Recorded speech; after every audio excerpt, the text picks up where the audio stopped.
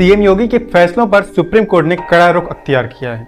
वे फैसले चाहे दुकानों पर नेम प्लेट हों या माफियाओं के खिलाफ बुलडोजर एक्शन या फिर मदरसों के ऊपर हो रही कठोर कार्रवाई, सुप्रीम कोर्ट ने हर मामले में रोक लगाई।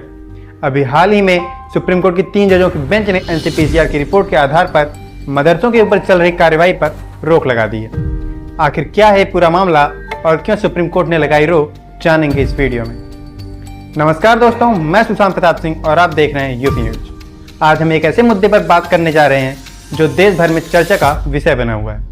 सीएम योगी आदित्यनाथ के राज में उत्तर प्रदेश में मदरसों पर की जा रही कार्रवाई और मदरसों में पढ़ने वाले बच्चों की शिक्षा को लेकर सुप्रीम कोर्ट का बड़ा फैसला सामने आया है। सीएम योगी के इस कदम को सुप्रीम कोर्ट से बड़ा झटका लगा है। एनसीपीसीआर की रिपोर्ट, उत्तर प्रदेश सरकार की कार्रवाई और आखिर में सुप्रीम कोर्ट का दखल, सब जानेंगे इस वीडियो में, बने रहें लास्ट तक। सबसे पहले बात करते हैं उत्तर प्रदेश के मुख्यमंत्री योगी आदित्यनाथ की, जिनका मदरसों को लेकर रुख काफी सख्त रहा है। योगी सरकार ने प्रदेश में मदरसों की फंडिंग, शिक्षा की गुणवत्ता और बच्चों के अधिकारों को लेकर कई बड़े कदम उठाए हैं। सीएम योगी की सरकार ने राज्य के सभी मदरसों को लेकर कई आदेश दिए थे, जिसमें बच्चों को सरकारी स्कूलों में ट्रांसफर करने का फैसला भी शामिल था। इस पूरे मामले की जड़ एनसीपीसीआर की वो रिपोर्ट है जिसने मदरसों में बच्चों की स्थिति पर बड़ा खुलासा किया। 12 अक्टूबर को एनसीपीसीआर के चीफ ने बताया कि पूरे देश में मदरसों में पढ़ने वाले लगभग 1.25 करोड़ बच्चे बुनियादी शिक्षा से वंचित हैं।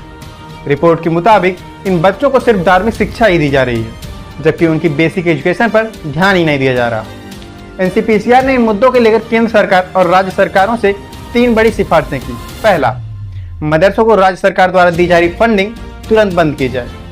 दूसरा, मदरसों में पढ़ रहे गैर मुस्लिम बच्चों को तुरंत हटाया जाए, क्योंकि संविधान के आर्टिकल 28 के तहत माता पिता की सहमति के बिना किसी बच्चे को धार्मिक शिक्षा नहीं दी जा सकती।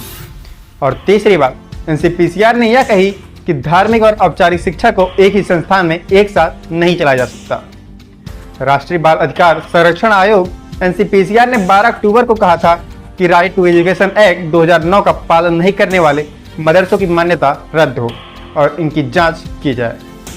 एनसीपीसीआर ने सभी राज्यों को लेटर लिखकर कहा था कि मदरसों को दिए जाने वाला फंड बंद कर देना चाहिए। ये राइट टू एजुकेशन नियमों का पालन नहीं करते हैं।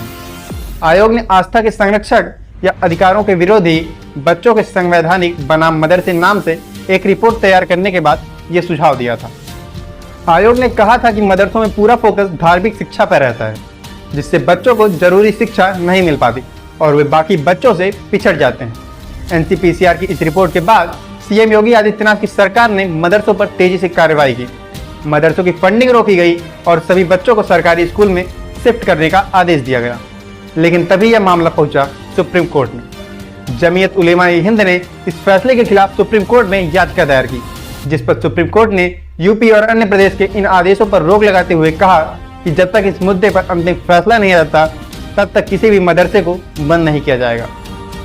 इस मामले की सुनवाई chief justice D Y Chandrachud, justice J B Pardiwala और जस्टिस मनोज मिश्रा कर रहे हैं।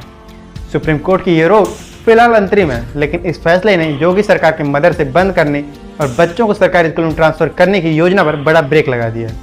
अब सवाल यह है कि सीएम योगी की इस सख्त नीति का क्या होगा। क्या मदरसों पर राज्य सरकारों का दबाव बढ़ेगा या फिर सुप्रीम कोर्ट के इस फैसले के बाद योगी सरकार को अपने फैसले पर दोबारा सोचना पड़ेगा। क्या सीएम योगी मदरसों पर चल रही अपनी सरकार की सख्ती को जारी रखेंगे या फिर सुप्रीम कोर्ट का फैसला इस पूरे मामले को और जटिल बना देगा। तो दोस्तों, आज का ये मुद्दा केवल शिक्षा का नहीं बल्कि बच्चों के भविष्य और हमारे देश की धर्मनिरपेक्षता के सिद्धांत से भी जुड़ा है। सरकार और मदरसों के बीच की ये लड़ाई अभी और लंबी चलने वाली है। आपको क्या लगता है? क्या एनसीपीसीआर की रिपोर्ट के आधार पर सीएम योगी का कदम सही है? क्या मदरसों में सुधार की सख्त जरूरत है या फिर धार्मिक शिक्षा का अधिकार भी उतना ही जरूरी है? अपने विचार हमें कमेंट्स में जरूर साझा करें। अगर आपको ये वीडियो पसंद आया तो इसे लाइक और शेयर करना ना भूलें और हमारे चैनल को सब्सक्राइब करें ताकि आपको ऐसे ही महत्वपूर्ण खबरों की जानकारी मिलती रहे।